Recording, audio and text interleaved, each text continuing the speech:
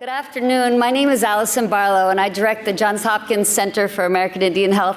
And I'm here with my colleague, Dr. Teresa Brockie, who's representing the School of Medicine, School of Nursing, soon medicine. Thank you. We'll just spread around. Okay, so my name is Ibiki Watsi. I was named by my grandfather Black Wolf after a songbird of the plains, the meadowlark. My parents are Henry and Ruby Brockie. I am an enrolled member of the White Clay Nation from Fort Belknap, Montana. I am a member of the Frozen Clan, and my father is a fast traveler. I am a research associate at the Johns Hopkins University School of Nursing and an associate scientist at the Department of International Health at the Johns Hopkins Bloomberg School of Public Health.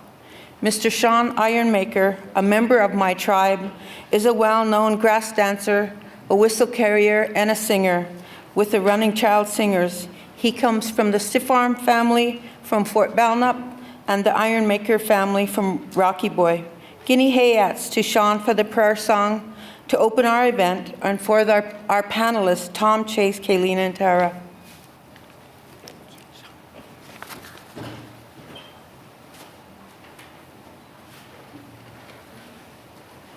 Mitakiapi.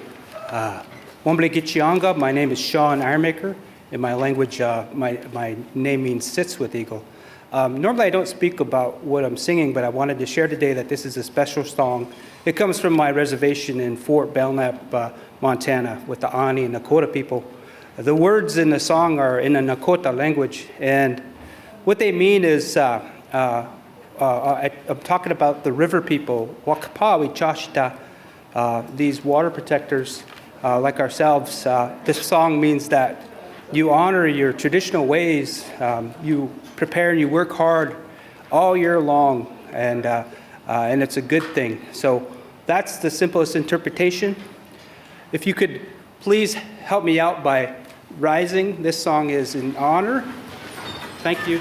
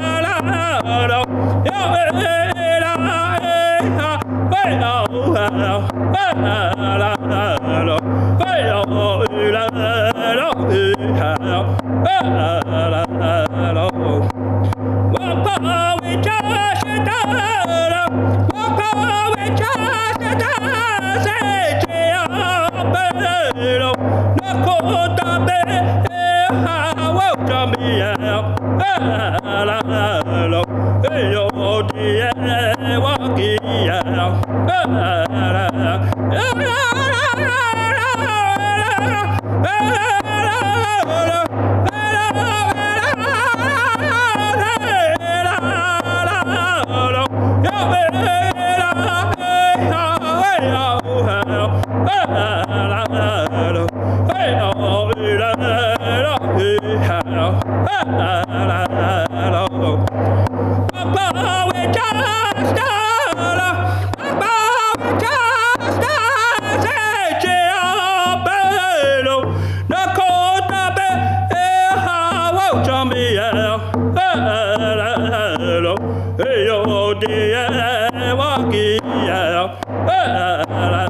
Hello. Damia.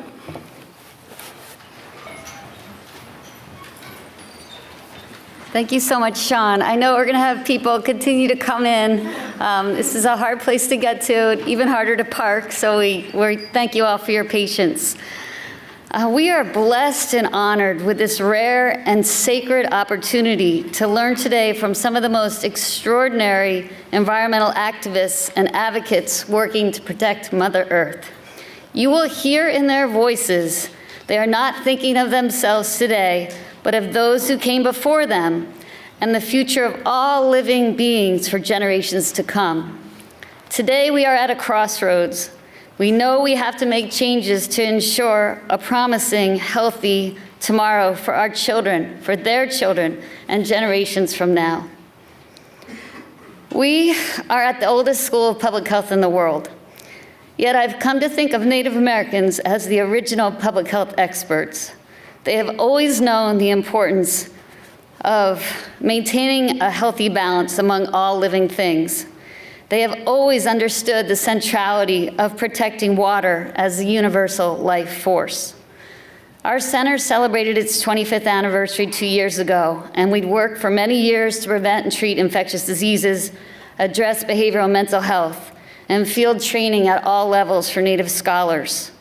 But recently, we've been getting more and more urgent requests from tribes to help support an international effort to promote environmental health. We've worked for decades with the Navajo and White Mountain Apache tribes and have come to realize how many are not secure with access to safe drinking and cooking water. This is true for so many tribal nations and for people across the world. We're determined to help, and we've begun to reach out to other colleagues at Johns Hopkins who are at the forefront of water protection and environmental sciences. And we hope with our panelists today we can merge efforts. I just have a little bit of housekeeping. So all of you are going to get an opportunity to ask questions, and we're using some technology. So for those of you who have a smartphone, if you're on live stream, we are live streaming today, and we know hundreds are watching from all over. But you can use your smartphone to launch your web browser and then enter www.pigeonhole.at. Then you'll be able to enter this passcode, which is capital WATER, W-A-T-E-R. You'll see an event agenda page, and you'll tap to enter our session. And then you'll be able to submit your questions. And we'll have questions coming in from all over during the Q&A. There's also an opportunity to vote on questions. So if you see questions on your app and there's one that you feel very strongly about, cast your vote. We'll be able to prioritize the questions that come in that way. So now it's my pleasure to welcome Dr. Kellogg Schwab. I'm so grateful to him. When we had the vision from Teresa Brockie and others to host these panelists, we knew that we needed an expert within our school. Dr. Schwab is a professor in the Department of Environmental Health and Engineering at the Johns Hopkins University Bloomberg School of Public Health, and he directs our Water Institute. He is one of the leading scientists in the world working on designing solutions to promote water quality. Dr. Schwab is also deeply passionate about improving water access and has a keen determination to overcome inequalities. To think how many of us here today take for granted to just be able to turn on our tap and drink clean water, while tens of millions of people in the world can't depend on safe water. Kellogg, thank you so much for joining us and facilitating today's discussions.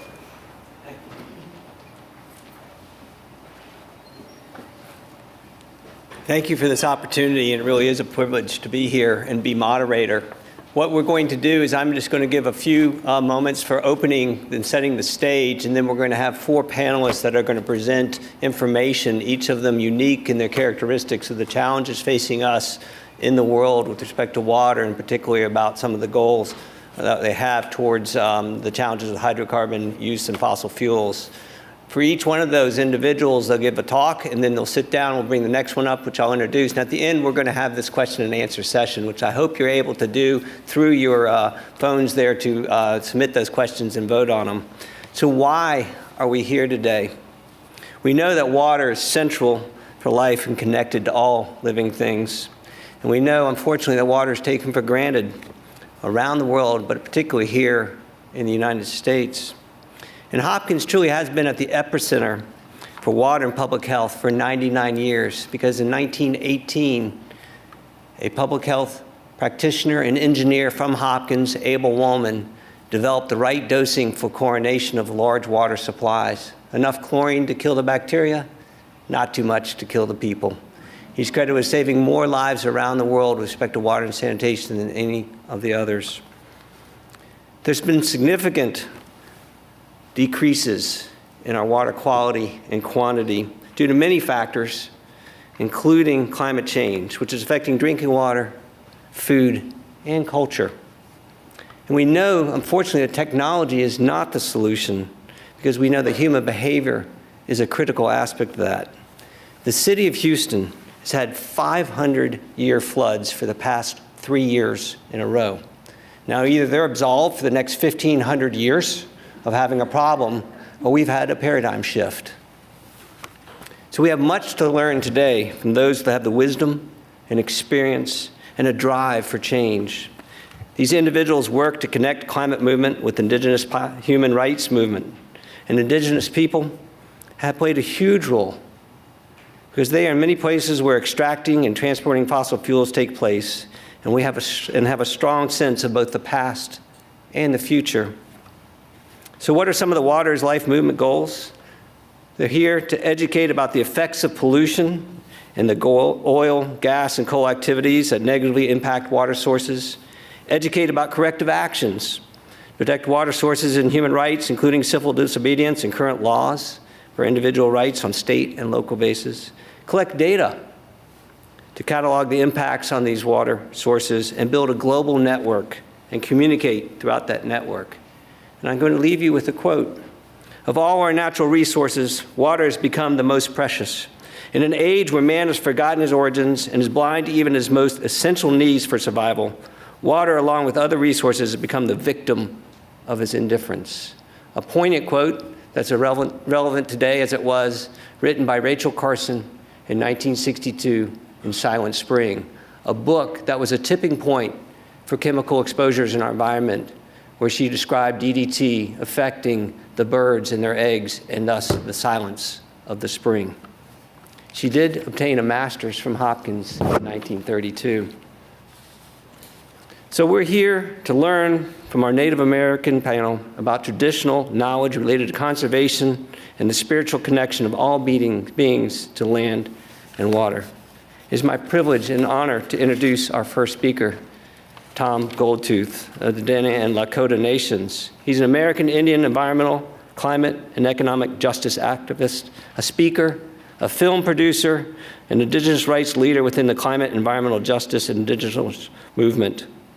Tom is active at the local, national, and international levels as an advocate for building healthy and sustainable indigenous communities based on the foundation of traditional knowledge. He served as executive director of the Indigenous Environmental Network since 1996. With that, I bring you to the panel. Thank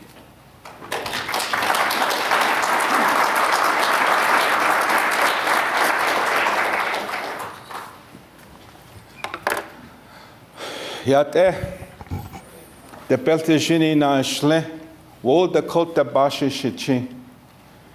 I think everyone knew what I said, hey? Raise your hand. Chante washtea yuha, na pecha yuzapado. It's good to be here. I was contemplating whether or not I just talk from the top of my head or I take my own notes. And since there's a room full of people from the university, I thought I should take some notes here.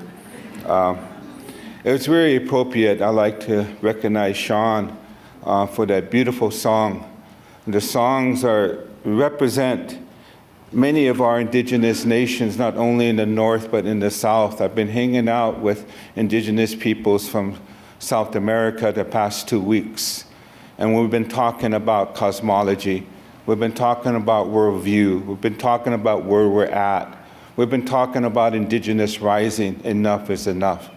And that's what I'm sure the other speakers and what I want to emphasize. Enough is enough. Something has to change. And there is an indigenous movement that is rising that's global. It's global.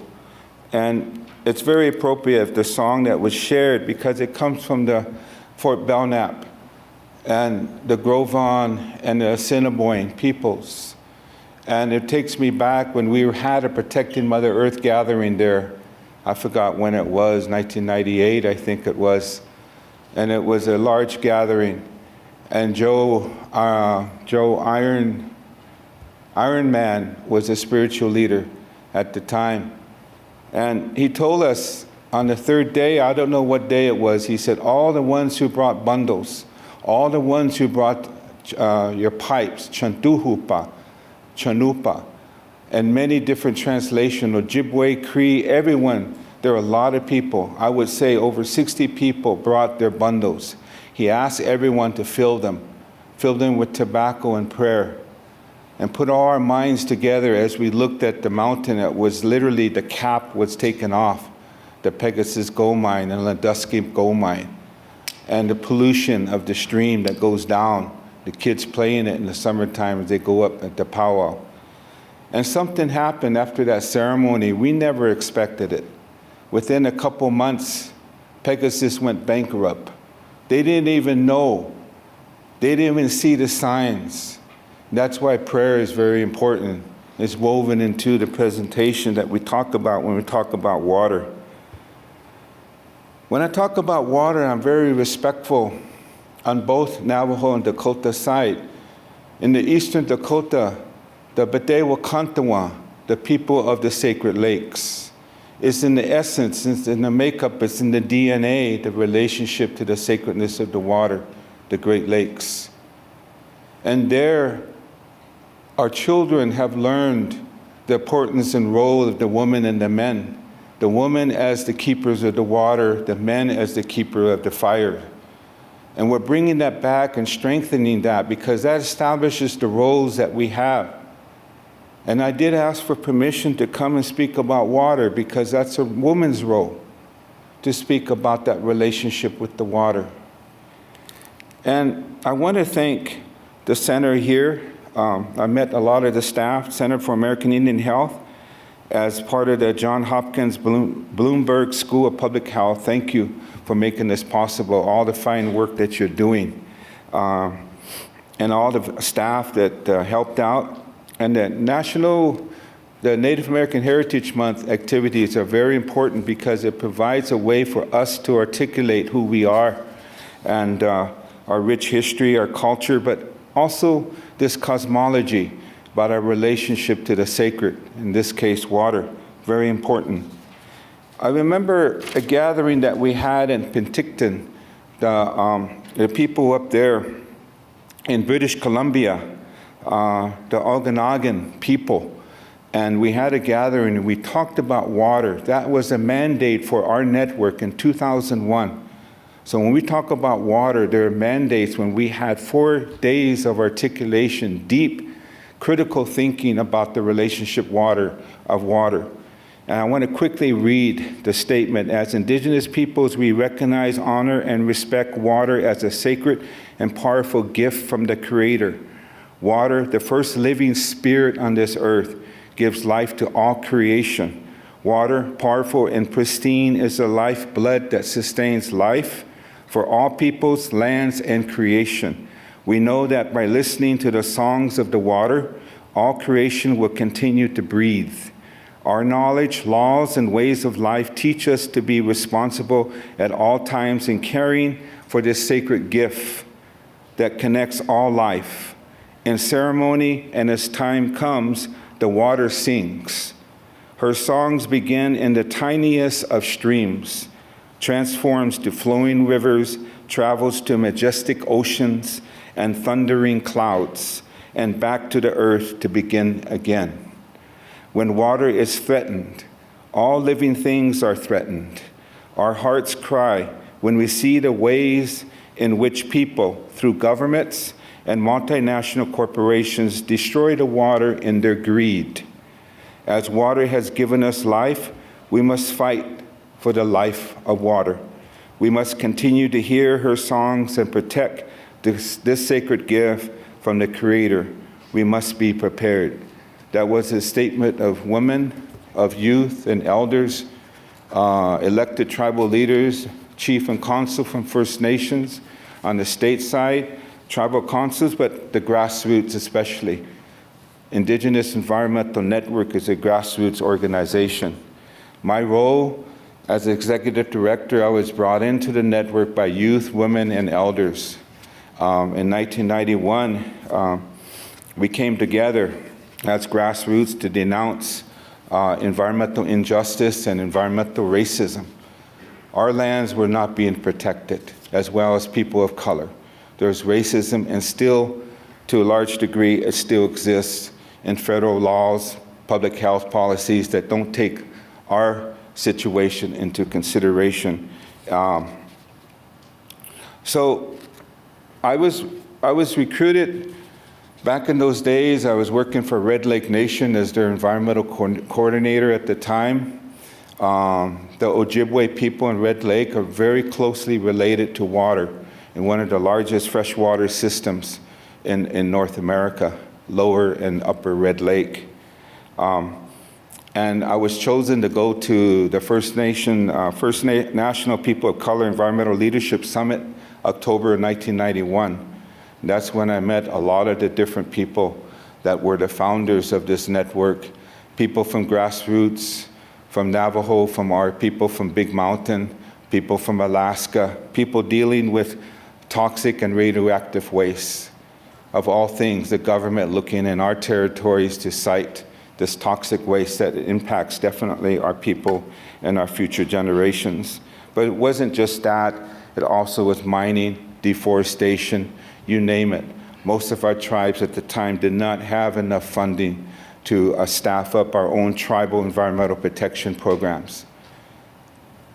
We fought in those early years for our own water quality standards, our own air quality standards, as we learned that we have to develop our own infrastructure as Indigenous peoples to protect our territories.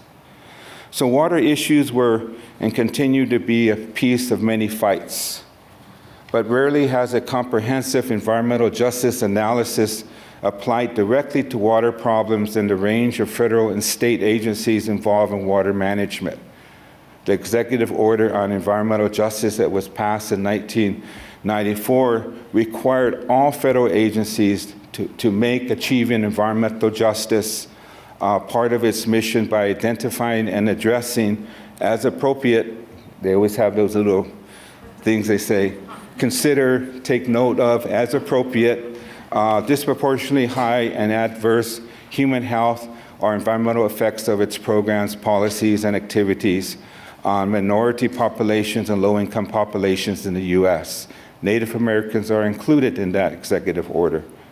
So as federal agencies involved in national water policy start to come together, I really start to look back. We had the Bureau of Reclamation involved. We had Department of Ag, all the EPA agencies, but also Army Corps engineers was mentioned in those years. But since 1994, all the federal agencies participated in these interagency working group on environmental justice, except the Army Corps. So in those years, we started to look at a matrix of physical, chemical, biological, social, and cultural factors, including historical trauma, related to how we assess environmental impact within what we call generally, I try not to say Indian country, within our indigenous lands and territories.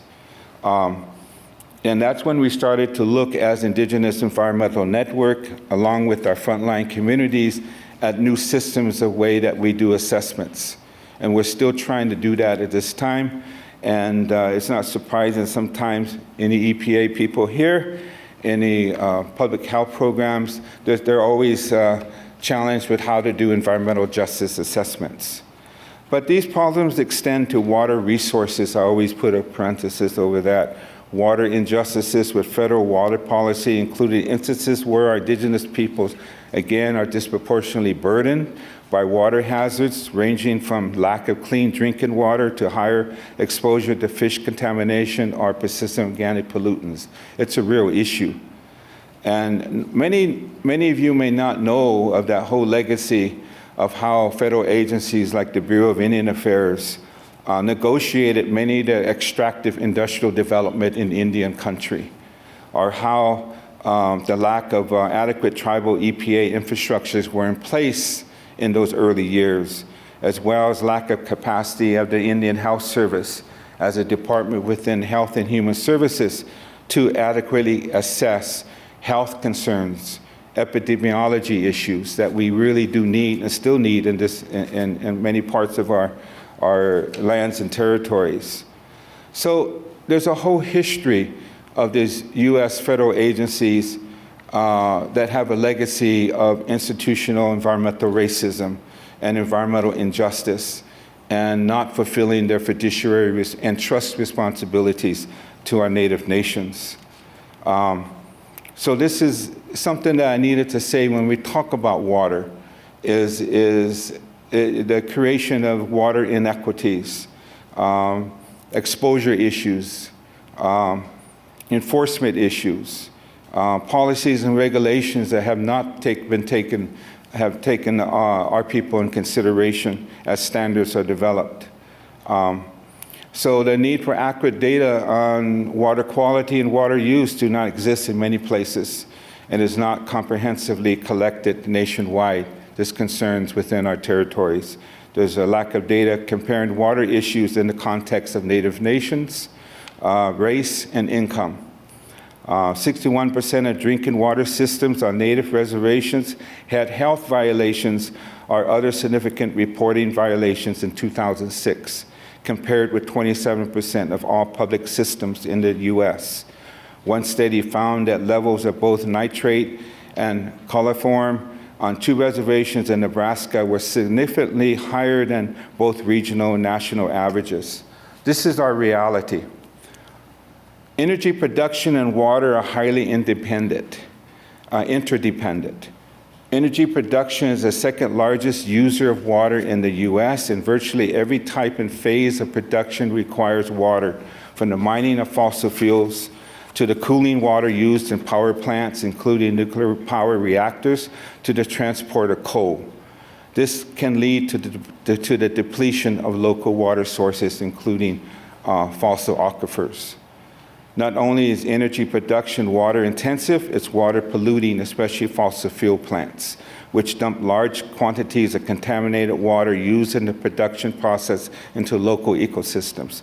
This is true with the Canadian tar sands, contaminating water in the lands and territories of the Northern Dene and the Cree Indigenous peoples, and with the Trans-Canada Pipeline Company trying to expand its Keystone XL pipeline through treaty lands of the Dakota, Nakota, and Lakota nations.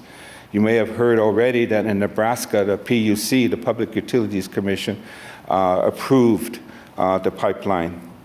This is also true with the Bakken oil formation in the Upper Plains, with the Mandan Hidatsa and the Arikara Nation being dead center with hydraulic fracturing of oil shale that is contaminating local water sources. So these are all the layout that we're dealing with. I wanted to kind of take some time here to kind of slow down on the conflicts of conquest mindset and the conflicts between indigenous peoples and Western society in respect to the relationship to water. Our relationship to water is based upon our original instructions given by the Creator to our indigenous peoples at the time of creation. Original instruction consists of basically 2 components. One is how people are to treat each other, and 2, how they are to interact with the rest of creation. And what we're dealing with in these times is in policies that have been based upon dominion over all things, dominion over the water, control of the water. So many of our indigenous peoples in our teachings, we have an objection. We have an opposition to the way that these laws have been developed that treat the natural world treat water and Mother Earth the same way that society treats women, objectification, that concerns the elements of life as water. Water is sacred. Water has spirit and water has life. Water is life. Water has consciousness. Water has spirit. Water has intelligence. Water has rights that are recognized by indigenous peoples. So these differences in cosmology is some of those things that we had talked about just this past 2 weeks at this climate meeting with indigenous peoples, is the importance of our relationship to water. One of the things that we are demanding is that we need to change the laws that have been established by the colonial system. The colonial system based upon the doctrine of discovery, the colonial system based upon this dominion, this concept of dominion, the ownership of life itself, has to change. We need to have a new ethics, from values to a new ethics and a new legal system, a new legal paradigm, away from property rights, and to a system that recognizes the rights of water, the rights of Mother Earth, the rights of nature. And that's something that we were talking about in Germany when we had a tribunal, International Tribunal on the Rights of Nature, holding the perpetrators who are committing a crime against the International Declaration on the Rights of Mother Earth that was developed in Cochabamba, Bolivia in 2010. Indigenous peoples were involved with that. I was meeting with indigenous peoples from Ecuador, the Siriaco and the Sapara and the Shuar, and other indigenous peoples of Brazil with Chief Raoni of the Kayapo. We were talking about this as being one of the major objectives. People want to listen to indigenous people in our cosmology, but the legal system that has been developed is destructive to us as a peoples. It treats Mother Earth as if society is at war with Mother Earth. It treats water disrespectful. We should not have to be fighting for legal standing to defend the Missouri River. We should not have to be fighting for legal standing to defend the groundwater in Minnesota, or in the tar sands, or in the Amazon, especially when corporations have more legal standing. Corporations have more legal standing than our First Nations in Canada, more legal standing than our tribes. So there's something wrong with that picture. So that's why I wanted to say those few words about this issue, about the indigenous view. And this isn't just something that we take lightly. You know, we come to a point to where we're coming to a point where we're demanding action on many levels, from grassroots all the way up to policymakers, and on a global scale. It's something that we have non-native people now are beginning to talk, to be part of this movement, because that's part of prophecy, the formation of the Global Alliance on Rights of Nature, for an example. And even in New Zealand, with the Maori people, they have gained recognition for one of the rivers to be declared as having personhood. Imagine that, personhood. A river is a person and has rights to be recognized. And they've been fighting for that for 150 years. In this country, the Ho-Chunk people in Wisconsin just passed a resolution. So that's something that we are doing. Is pushing more of an agenda around water ethics as well, to all the water ministers and the people who are involved with water management. So I thank you very much for this time. Wopida.